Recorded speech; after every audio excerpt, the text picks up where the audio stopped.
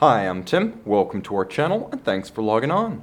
If you enjoyed these videos, do me a favor and subscribe to our YouTube channel right here at Watchbox Reviews. I would really appreciate it, and I promise to update daily. If you like this watch, you can see it and purchase it on our website, thewatchbox.com. And today we are discussing the sublime Laurent Ferrier Galet Micro-Rotor Square.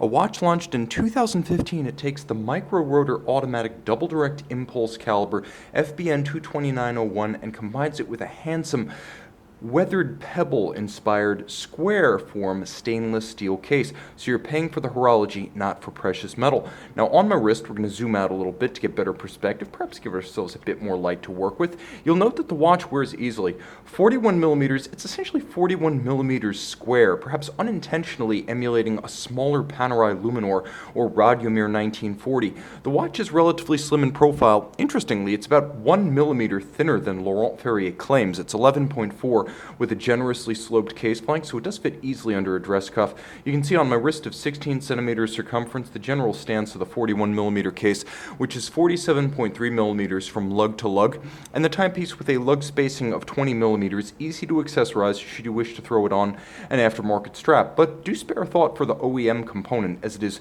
thick cut, richly finished, handsome, and nicely cued to the golden sunburst dial. You can see a honey brown calf skin that Laurent Ferrier describes as Barbiella calf skin with a shear cut, so you can see the layers of construction thick where it abuts the lugs, a lightly contrasting stitch, a little bit of a rusticated aged look on the underside, a wonderfully suede calfskin underlay, and then you will note a full deployant clasp. And a full deployant is not standard fitment on Laurent Ferrier timepieces. It's an optional extra, this watch featuring the deployant for security while donning or removing at bedside. The case form, as ever, inspired by a weathered pebble, but no longer of a principally round form, now square.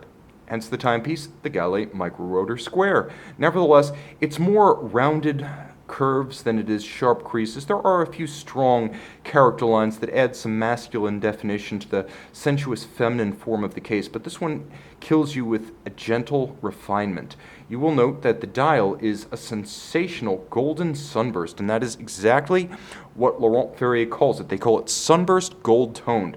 There's a little bit of yellow in there, a little bit of argent, a little bit of brown, and I would say overall sort of metallic honey is the overall sense of the thing. Very minimal decoration. As you can see, Laurent Ferrier, a minimalist marquee at 12 o'clock, white gold hands in assegai or spear shape, countersunk crosshair style, constant seconds at 6 o'clock, and 3 white gold indices applied. There's nothing else short of the attestation that this is a Swiss manufactured timepiece.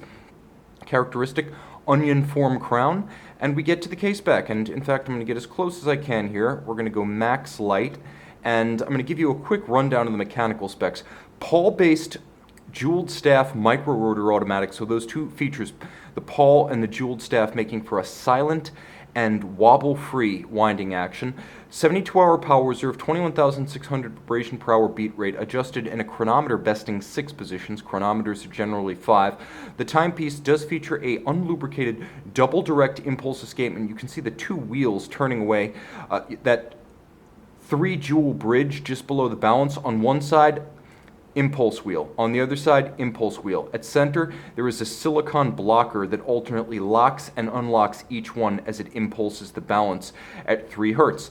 The silicon blocker is complemented by 2 Leica-etched nickel phosphorus direct impulse unlubricated escape wheels.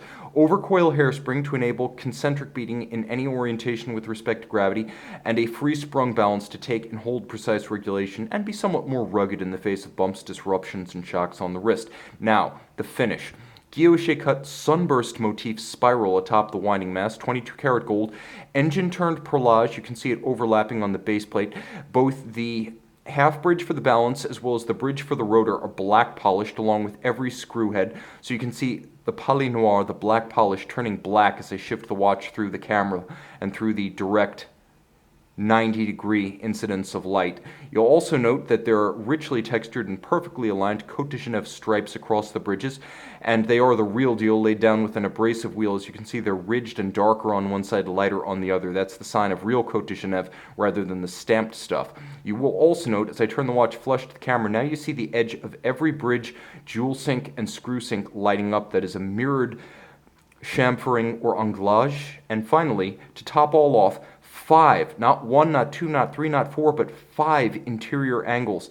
And these are, along with black polish, the most difficult single act of finishing art to execute. Interior angles, or acute angles, where 2 separate bevels meet. You can see 1 over the center wheel, and then you can see 4 of them inside the black polished and skeletonized half bridge for the balance.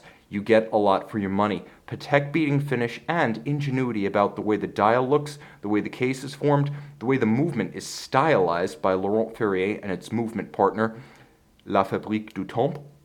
This is a different kind of watch, and once again, stainless steel, so you're paying for horology and style, not for gold or platinum. See it and make it yours on the Watchbox.